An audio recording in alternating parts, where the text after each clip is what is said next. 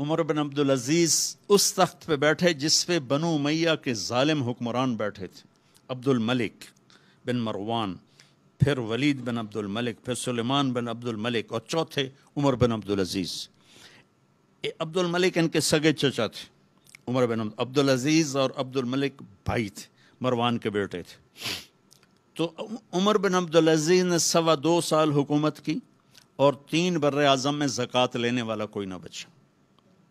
3 بر اعظم پہ حکومت تھی، جنوبی فرانس سے لے کر شمالی افریقہ تک اور ملتان تک اس بندے کا جھنڈا لہراتا تھا، اور 3 بر اعظم میں زکوٰۃ لینے والا کوئی نہ بچا، کہ پہلے خزانہ اپنا سمجھ کے لوٹتے رہے اور انہوں نے خزانے کو امانت سمجھ کے استعمال کیا۔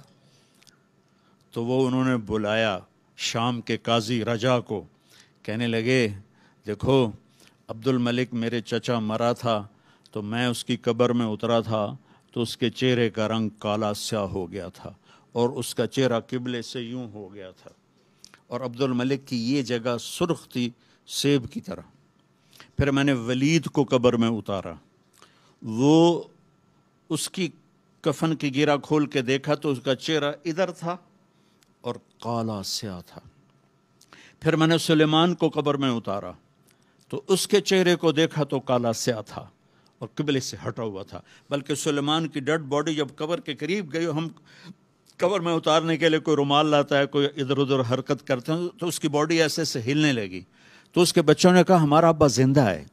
عمر بن عبدالعزیز نے فرمایا زندہ نہیں، قبر کا عذاب شروع ہو چکا ہے۔ اور یہ ان تینوں کا جرم کیا تھا؟ ظالم تھے، بددیانت تھے، قومی خزانے کو ذاتی ملک بنا لیا تھا۔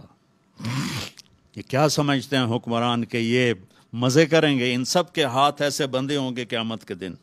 یہ جتنے جج صاحبان ہیں یہ کیا سمجھتے ہیں کہ ہمیں بڑی اعلیٰ پوسٹ ملی ہوئی ہے؟ ان کے قیامت کے دن ہاتھ یہاں بندھے ہوئے ہوں گے۔ پھر اللہ پوچھے گا بتا تجھے جو حکمران بنایا تھا تو نے کیا کیا میرے بندوں کے ساتھ؟ اگر وہ جواب دے سکا تو اس کے ہاتھ چھوڑ دیے جائیں گے، ورنہ انہی بندے ہاتھوں کے ساتھ جہنم میں گر جائے گا۔ اور قاضی سے اللہ پوچھے گا ہاں کیا فیصلے کیے تھے، کتنے ظلم کے فیصلے کیے تھے، کتنے عدل کے فیصلے کیے تھے۔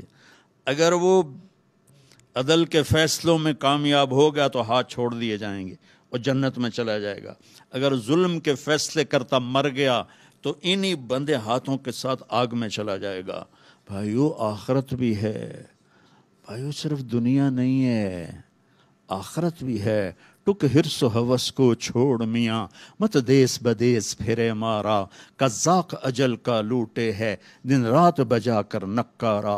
کیا بدیا بھینسا بیل شتر، کیا گونی پلہ سر بارا، کیا گیہوں چاول موٹ مٹر، کیا آگ دھواں اور انگارا، سب ٹھاٹھ پڑا رہ جائے گا جب لاد چلے گا بنجارا۔ یہ تو رہنے کی دنیا نہیں ہے۔ الدنیا ثلاثۃ ایام، میرے نبی فرماتے تھے میں پاؤں اٹھاتا ہوں تو رکھنے کی امید نہیں ہوتی، سانس اندر لے جاتا ہوں تو باہر نکالنے کی امید نہیں ہوتی۔ تو بھائیو اللہ کے واسطے اپنی آخرت کا سودا نہ کرو، دنیا کا سودا کرنا پڑے تو کر دو۔ کیوں حسین ذبح ہو گئے 72 سمیت، اور 16 اہل بیت اور باقی جان نثار، کیوں اتنا قیمتی خون ذبح ہو گیا؟ کہ ایک طرف دنیا تھی ایک طرف آخرت تھی، انہوں نے آخرت کو گلے لگایا، نیزوں پہ سر چڑھ گئے۔ عاشق کا جنازہ ہے ذرا دھوم سے نکلے، محبوب کی گلیوں سے ذرا گھوم کے نکلے، چڑھ گئے نیزوں پر۔ اور یزید نے دنیا بنا لی، آج تک لعنت پڑ رہی ہے۔